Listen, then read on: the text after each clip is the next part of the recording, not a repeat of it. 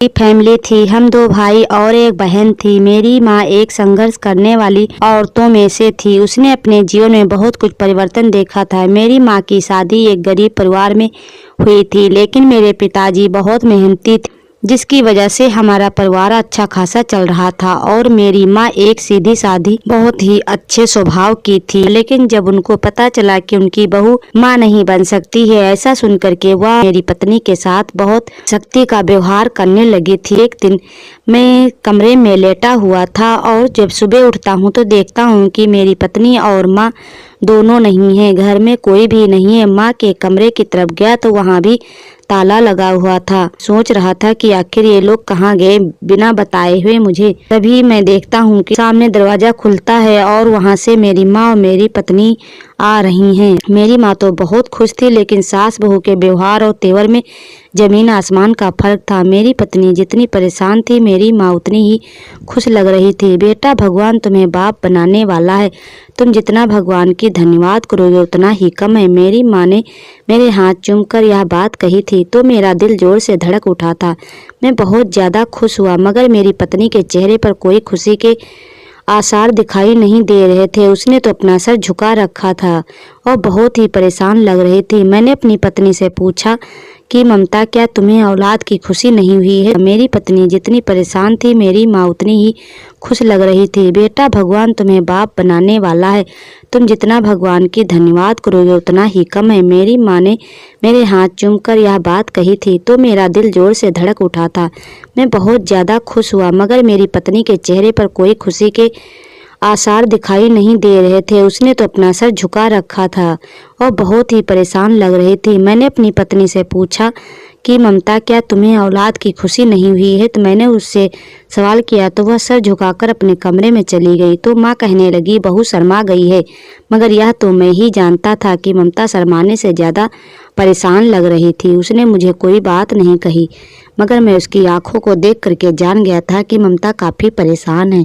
पर पत्नी ममता की वजह से दिल बहुत उदास हो गया था। मैं उसके कमरे में गया और देखा तो वह गुसल खाने में जा चुकी थी, मुझसे बात तक नहीं कर रही थी। थोड़ी देर बाद वह कमरे से बाहर आई। मैंने उससे पूछा कि क्या तुम्हें इस आने वाली औलाद की खुशी नहीं हुई है? तो वह कहने लगी, मैं बहुत खुश हूँ अशोक, आप बिना वजह ज्यादा सोच विचार मत कीजिए। ममता की बात पर यकीन तो कर लिया था, मगर यह बात मेरे दिल को चुभ सी गई थी। मैं समझ नहीं पा रहा था ममता को क्या बात बुरी लग गई है और कौन सी बात अच्छी लगी है।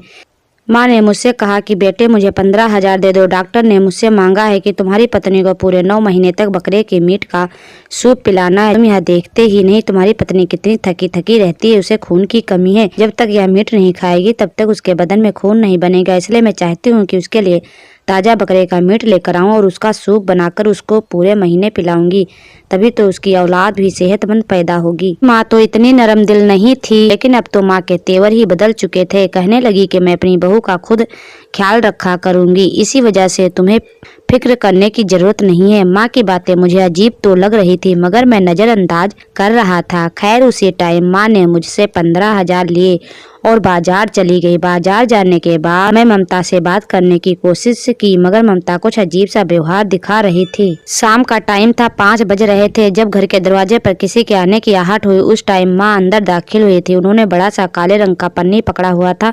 मैंने पूछा, माँ यह क्या चीज है? बेटे, मैं मीट लेकर आई हूँ तुम्हारी पत्नी के लिए, आखिर उसका ख्याल भी तो रखना है। उनके हर एक अंदाज से तेजी छलकती हुई नजर आ रही थी। खैर, मैं चुप हो गया था। मेरी माँ ने वह काले रंग का पन्नी ऊपर वाले डीप फ्रिज में रखते हुए मुझसे सख्ती से मना किया कि वह मीट और कोई नहीं खाएगा। यह मीट मैं सिर्फ अपनी बहू के लिए लेकर आई हूँ। डॉक्टर की खास बताई हुई चीज है, ताजा और महंगा वाला मीट लेकर आई हूँ। माँ की इस बात से मुझे विश्वास और भरोसा तो नहीं था कि मेरी माँ कभी भी महंगी चीज नहीं लाया करती थी। फिलहाल दिन यूं ही बीतने लगे थे, मगर अगले ही दिन माँ ने मुझे हैरान कर दिया था। उस मीट की सूप बनाने लगी, जबकि उन्होंने हम सबको किचन में आने से मना कर दिया था। खबरदार, कोई भी किचन तक नहीं आएगा। मैंने भी इस बात का कोई भी एतराज नहीं किया, क्योंकि फिलहाल यह सारी चीज माँ हमारे भले के लिए ही कर रही थी। उस दिन घर में बहुत बेचैनी सी थी। माँ ने मीट पका दिया, पकाकर खाने के मेज पर रखा और हम सबको बुलाने लगी, मगर पता नहीं क्यों वह मीट मुझे अजीब सा लग रहा था। माँ ने मेरी पत्नी को खास तौर पर वह मीट खाने को कहा था, मगर मुझे उसे देखकर बड़ी घिन महसूस हो रही थी। मीट तो मैं भी खाता था, पर वह अजीब सा लग रहा था। माँ का लंबा चौड़ा भाषण सुनने के बाद बेचारी ममता किसी तरह कड़वा घूंट भरकर मीट का सूप पीने लगी। मुझे ममता पर तरस भी आ रहा था, मगर माँ के डराने और धमकाने पर मजबूर हो गई थी। मैं उन्हें भी कुछ नहीं कह सकता था। चुपचाप ममता ने भी सारा सूप खत्म कर लिया था। मैंने अपनी पत्नी का डॉक्टर के पास चेकअप करवाया। पता चला मेरी पत्नी डिप्रेशन और बेचैनी का शिकार थी, जिसकी वजह से हमारे बच्चे को भी नुकसान हो सकता था। डॉक्टर ने बताया मेरी पत्नी के खून में चर्बी बढ़ने लगी है, उसके लिए हमें अब कम चर्बी वाला खाना खाना होगा और साथ ही साथ थोड़ी बहुत एक्सरसाइज भी करनी होगी। यह बात सुनकर मैं बहुत परेशान हो गया था, क्योंकि मेरी पत्नी तो बिल्कुल सीधी सादी थी, कभी उसे कोई ऐसी वैसी शिकायत नहीं हुई थी, मगर अब उसके बदन में चर्बी बढ़ने लगी थी। यह बात बड़ी खतरनाक थी। अपनी माँ का बदला हुआ व्यवहार देख करके और इतनी सारी बातें सुनाने के बाद मैं उनका रूप देख करके डर गया। अब मैं पता लगाना चाहता था कि आखिर यह अम्मा हर शाम को कहाँ जाती हैं, हमेशा वह घर में इसी टाइम पर आखिर क्यों निकलती हैं। 7 बजे करीब माँ हम सबसे आंखें बचाकर अपने कमरे में चली गई थी। मैं उन पर नजर रखे हुआ था। जब वह बाहर निकली तो खाली हाथ नहीं थी, उनके पास एक छोटा सा बैग था जिसको उन्होंने अपनी साड़ी के पल्लू में छुपा रखा था। मैं अपनी माँ को शक की नजरों से देख रहा था। वह दरवाजे तक आते हुए उन्होंने कोई 4-5 बार पलट कर देखा था, कहीं कोई मुझे देख ना ले। घर से बाहर निकलते उन्होंने बस उस बैग को खोला, उसमें से एक अलग कलर की चुन्नी निकालकर अपने साड़ी के ऊपर ओढ़ लिया था। वह बिल्कुल रेड कलर की थी। माँ दबे कदमों से चलने लगी। मैं भी अपनी माँ का पीछा करने लगा। मुझे लगने लगा जैसे मैं अपने घर से करीब 3-4 किलोमीटर आ गया हूँ। माँ भी बड़ी तेजी से चलती जा रही थी कि वह झोपड़ी के अंदर दाखिल हो रही हैं। सामने का मंजर देखकर मेरे कदमों तले से जमीन निकल गई थी। झोपड़ी के जमीन पर एक गधा लेटा हुआ था, जिसे शायद अभी अभी बल दिया गया था। पहुंचते उस आदमी को बुलाया और कहा कि जल्दी से मुझे 5 किलो मीट इस पन्नी में डाल कर दे दो। बाकी का मीट मैं खरीद तो नहीं सकती, लेकिन तुम्हें उसके पैसे जरूर देकर जाऊंगी ताकि तुम्हारे नुकसान न हो। ने उस आदमी से कहा तो वह कहने लगा, कोई बात नहीं, आपने पहले भी मुझे 2 जानवरों का पैसा फालतू दिया है, तो माताजी मैं आपके लिए इतना तो कर ही सकता हूँ। आप आराम से और तसल्ली से लेकर जाइए और बाकी के मीट की चिंता छोड़ दीजिए। मुझे अपनी माँ पर गुस्सा आने लगा था। मैं जल्दी उस झोपड़ी में पहुंच गया और तेज आवाज में माँ को बुलाया। मुझे देखकर माँ का रंग बिल्कुल फीका पड़ गया। मुझे देखकर हड़बड़ा गई। बेटा तुम यहाँ कैसे आए? फिलहाल उन्होंने अपने आप को काफी संभालते हुए और घबराते हुए काबू पाने की कोशिश कर रही थी, मगर मैं भांप चुका था। बेटा मैं तो यहाँ गधे का मीट देखने आई थी। मैं तो सिर्फ इसलिए आई थी कि मैं अपने कुत्ते के लिए मीट खरीदने आई हूँ। माँ मैंने सब कुछ देख लिया है, तो बेवकूफ किसी और को बनाना। मैंने उनकी आंखों में आंखें डालकर देखते हुए कहा। वह भी मुझ पर झपट पड़ी। हाँ तो तुम्हें क्या लगता मैं तुम लोगों को बकरे का मीट खिलाऊंगी? मेरी मत मारी गई है। इस महंगाई के दौर में तुम्हारी पत्नी के लिए इतना महंगा मीट लेकर आऊं?